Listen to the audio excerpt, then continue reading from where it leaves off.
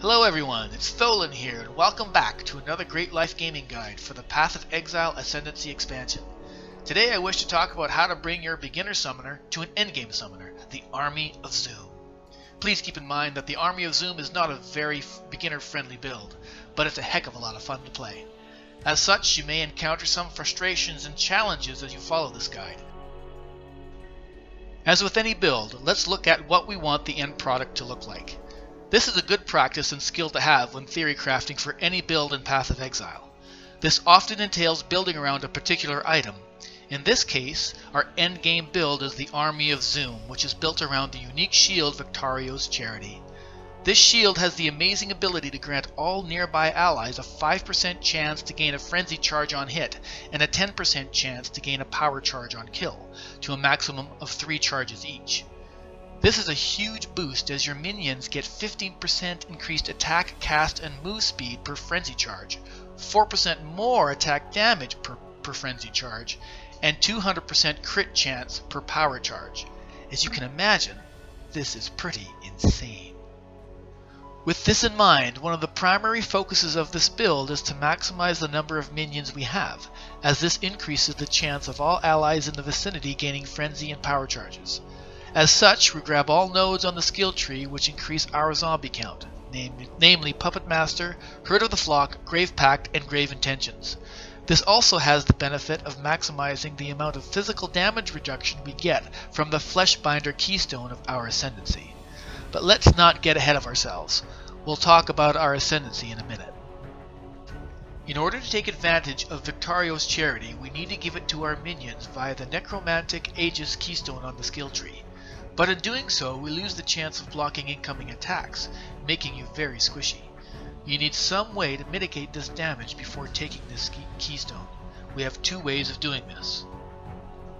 First, make sure you have some good gear to wear before taking Necromantic Aegis. Gear with high armor and energy shield. The slots you need to focus on are chest, hands, helm, and amulet, as all other slots use specific uniques. The second is to have a lot of mana and use the Mind over Matter keystone to share incoming damage with your mana pool. By endgame, you want to have at least 5,000 effective hit points between your health, energy shield, and mana pools. Since Mind over Matter takes 30% of damage from your mana pool before life, you want your mana pool to be about 30% the size of your life pool. This will happen pretty naturally as you progress, but if you find that this ratio is getting skewed by a large amount, you may find yourself running out of life before you run out of mana, which of course isn't ideal. Having your mana pool being a little more than 30% is fine since you'll be using your mana to cast spells, and it won't be at 100% all the time. In order to keep this ratio between life and mana, we can't reserve any of our mana for running auras. But we still want to run auras as our minions benefit from them significantly. This is where the unique ring Essence Worm comes in. It allows you to run 2 auras without reserving any mana at all. But this comes at a cost. Since you only have 2 ring slots, you can only run 2 auras, and you lose any other benefits that regular rings would have otherwise provided you. Because this build uses so many uniques, maximizing your resistances and having enough dexterity to run auras like Haste will be a real challenge. As such, we run an Arumvarax as our main weapon.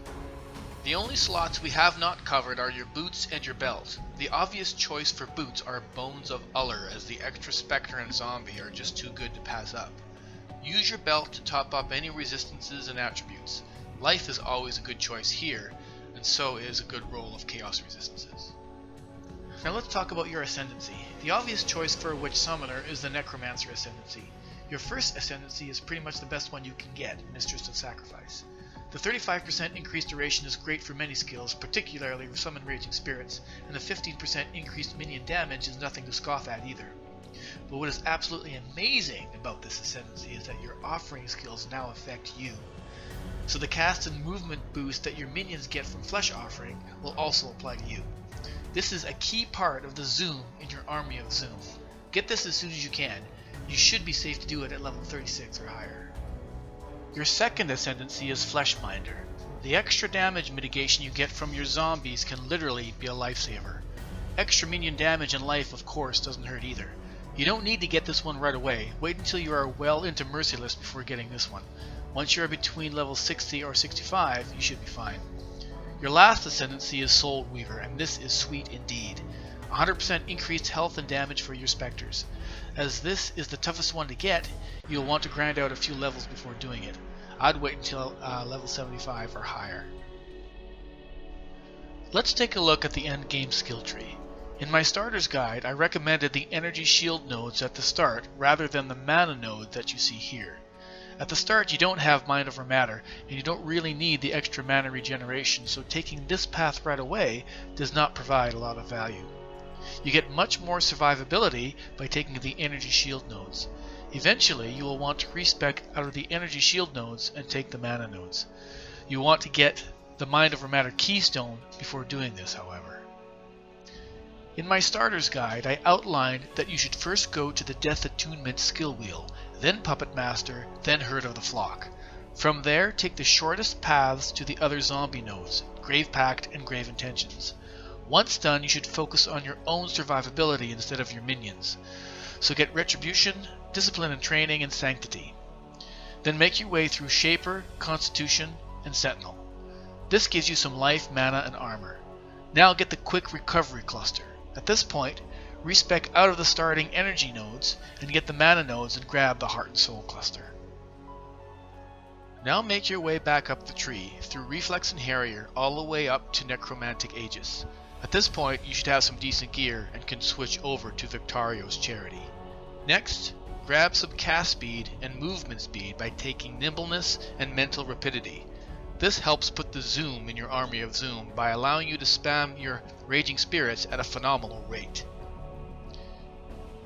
Now you can go ahead and grab all the jewel sockets and start fitting them with minion resist life jewels. Once you have 3 minion resist jewels, giving your minions a total of 30% elemental resistances, drop Period of Elements and get 2 essence worms and fit them with haste and hatred. These were the most expensive part of the build for me at 10 chaos each. I think they have been in pretty high demand, but that demand will change as the league wears on. You can likely get a much better deal. Depending on what kind of gear you have, you can either get more life on the life wheel here, or put 4 easy points to increase the effectiveness of your auras here. And finally, we buff our flasks by taking the flask improvement nodes. This will take you to about up to level 90. The Spectre we are running for this build are the Undying Evangelists from the Upper Scepter of God. I find they perform best in most circumstances. For Piranha's chest mobs, they work very well since these mobs stay pretty close together. You can get a lot of them in a single bubble. They also work great in conjunction with their defensive bubble and Convocation, as you can convocate near Piranha's mobs and your Spectres will protect you and your minions from taking a lot of damage while still dishing it out. For similar reasons, they perform well in tight quarters. Evangelists also scale the best with Hatred and Poison, since they do physical damage. Their greatest weakness are against mobs that are very spread out and move quickly. Their bubble takes a bit of time to cast, and a mob can move out of it if they are moving. But this happens rarely enough such that it isn't an issue. You want to be leveling your Animate Guardian in an off socket until it gets to about level 17 before you start to use it. You want it to have enough health to stay alive so you don't have to keep getting more items for it in case it dies.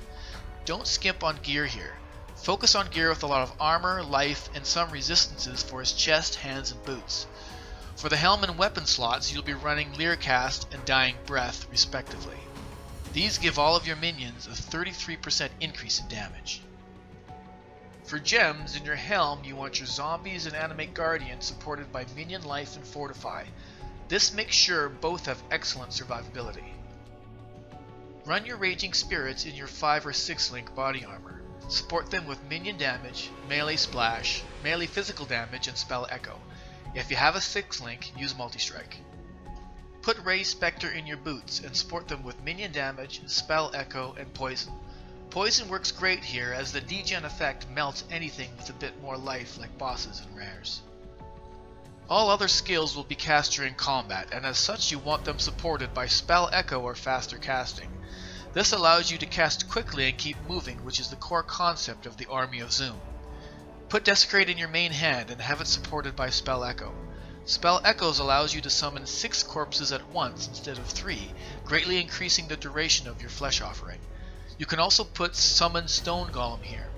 We run Stone Golem instead of Chaos Golem as the life regen helps combat against chaos damage.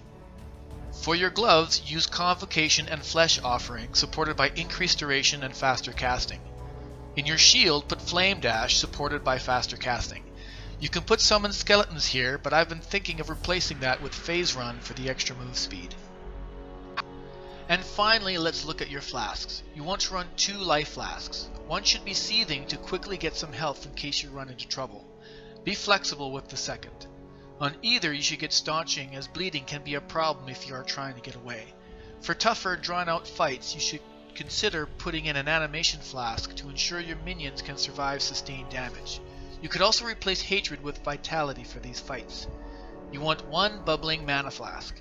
When you get into trouble, make sure you pop this flask as well as your Seething Life Flask, as your mana will drop rapidly when you get hit due to Mind Over Matter. And 2 Utility Flasks. The first can be a Granite or a Basalt.